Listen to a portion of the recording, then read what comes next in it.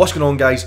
So this training session officially marks the first session of the 10-week cycle leading into the 1st of November, which is going to be obviously the Junior British Championships. We have reset my maxes, and today was a very good day. But just quickly before I get into that, one of the athletes I work with online, or one of my online clients who's also a good friend, Stephanie, is up from Germany as she is going to Lane Norton's seminar on Friday. I think his private seminar on Friday, and then she's also going to the SFN Expo on Saturday and Sunday. And she actually has a channel, a YouTube channel with one of her friends, Luz. They're called the Strong Girls. They've got a really good channel, a really enjoyable channel, and both girls are also powerlifters, so definitely go and give them a sub. I'm sure you'd enjoy their channel.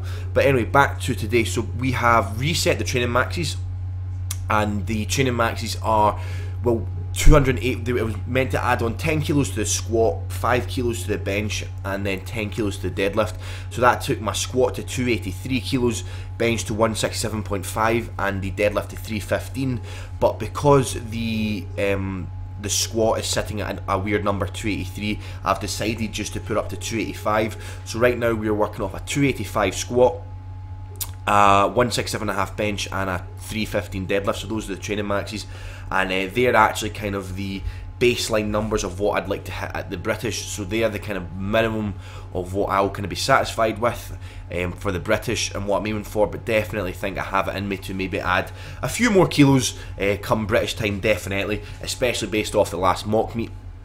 So today we were just to work with 4 triples at 75%, and then 4 singles at 80%, and it's really weird to actually see 80% as 228 kilos, so literally 80% is 500 pounds. So it's quite weird to really just mainly be working with weights around 500 pounds all the time, and volume blocks and whatnot.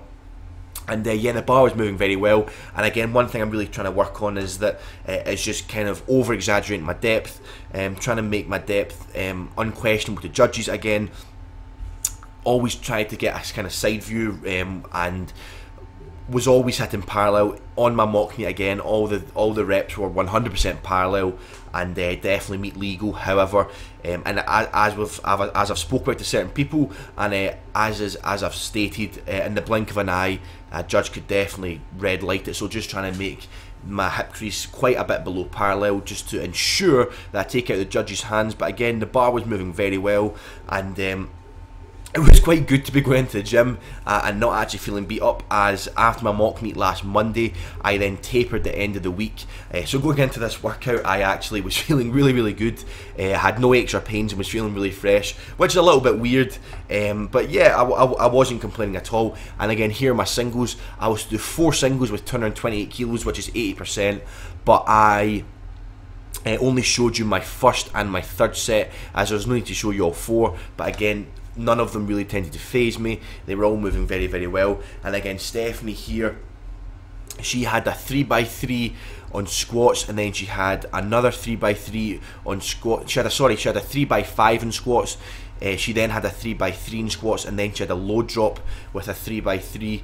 And the bar was moving very well for her as well. One thing we're just really trying to work on is air intake, trying to get a lot more air in, be more consistent with her air intake, and really draw it down into her belly button and get it low into her stomach, and have a little bit more confidence and stability going into the hole. And again, here got a little bit of a different angle on my squats, just to allow you to see kind of where my hips looking. But yeah, it was definitely looking low enough, and was looking like a very good and solid rep, and really sank it, and it just moved very well, and was a very comfortable rep, and was not bad at all. And then we were to move on to benching, and with the benching we were to work with just the exact same rep protocols as we were on squats. But instead, one thing I'm really trying to work on is just over exaggerating the pause a little bit, as again, you really want to kind of train harder than you compete. So if you kind of train with a pause that's maybe slightly longer than it's going to be in competition, by the time you then get to competition, it's going to be pretty easy, because if you're used to pausing, say, a good decent pause, and then you go to competition, you get a competition pause and there's a little bit less, then you're without a doubt going to be definitely stronger and be able to perform to the best of your abilities. And again, here the bar is moving very, very well. One thing I'm really trying to work on is being a lot more stable with my upper back. I feel that when I tend to do reps, I do tend to lose a little bit of stability with my upper back just as reps go on.